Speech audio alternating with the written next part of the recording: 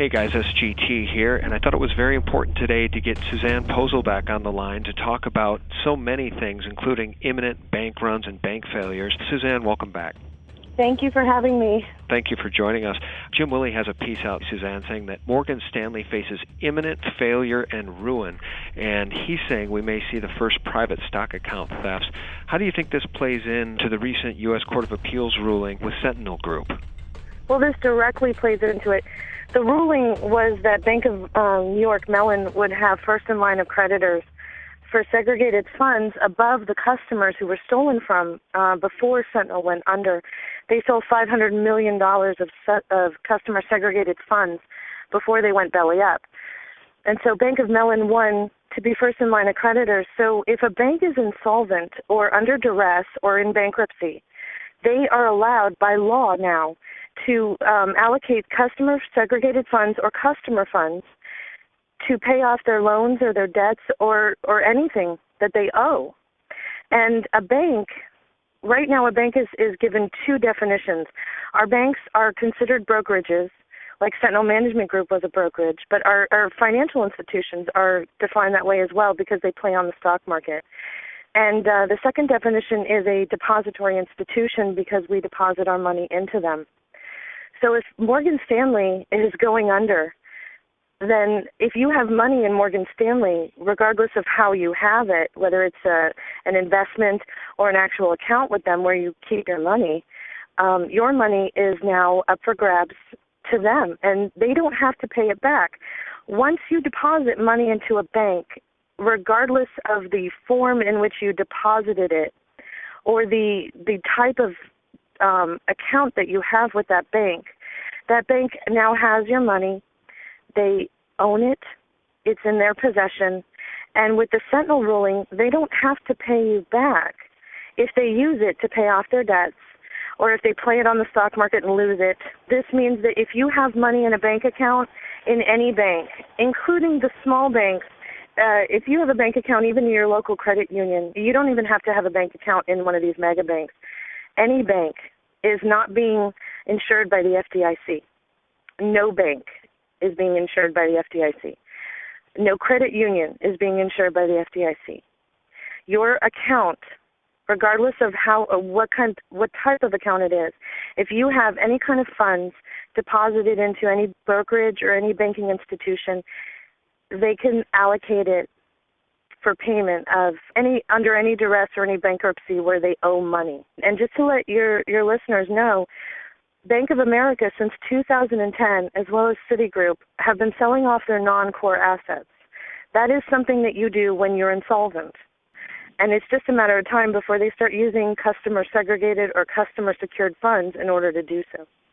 Yeah, and as we know, all of these banks have been on a lifeline via really the Federal Reserve and TARP bailouts since 2008. Many of those among us call them the walking dead banks. Jim Willie's been saying that for a very long time. You write in your article, customer deposits are property of the bank.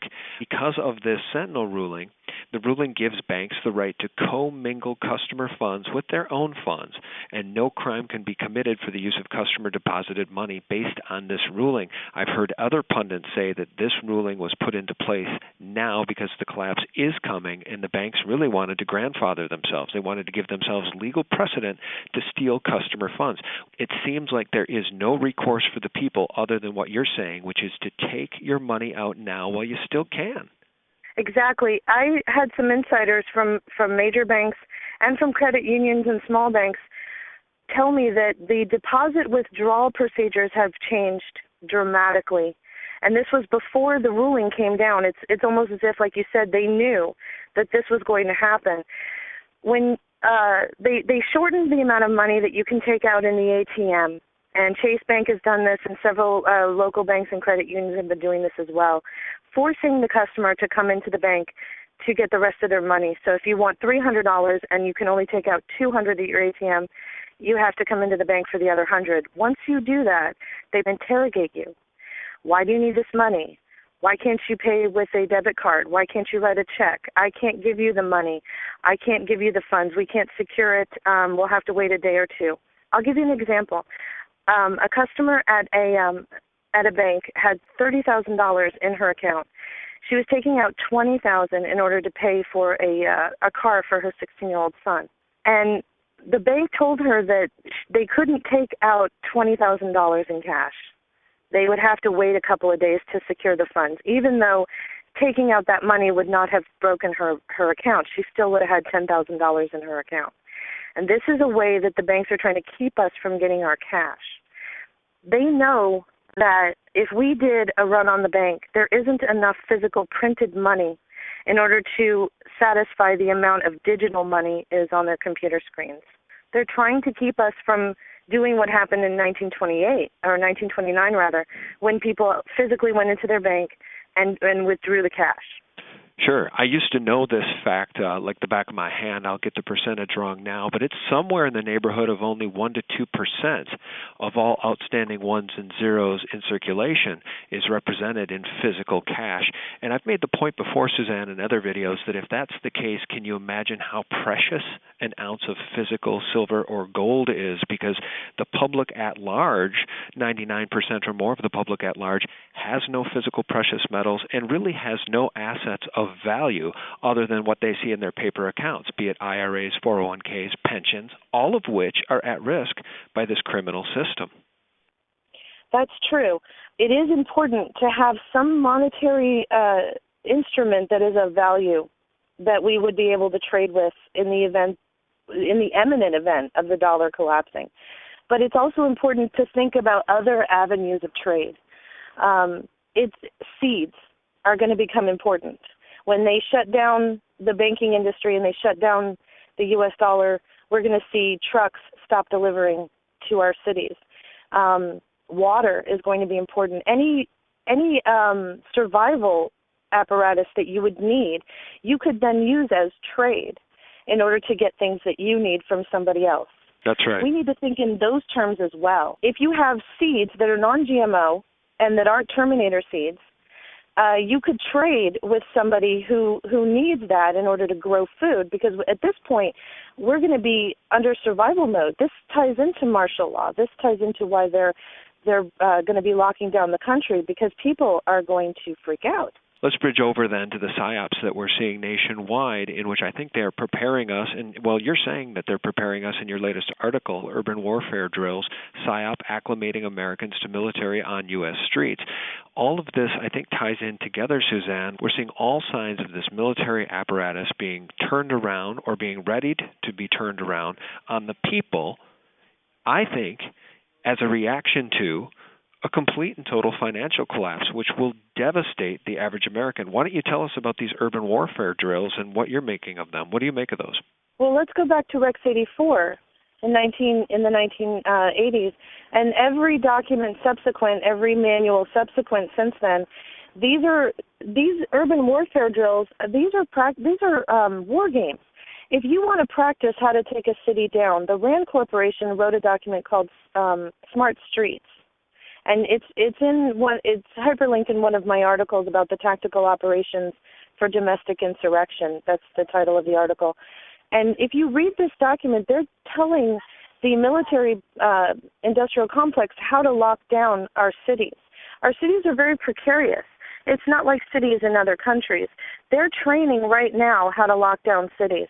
And in that article, I referenced the fact that I'd had a lot of readers writing to me anonymously saying that they were seeing a lot of Russians at firing ranges practicing, and they had seen them in Walmarts.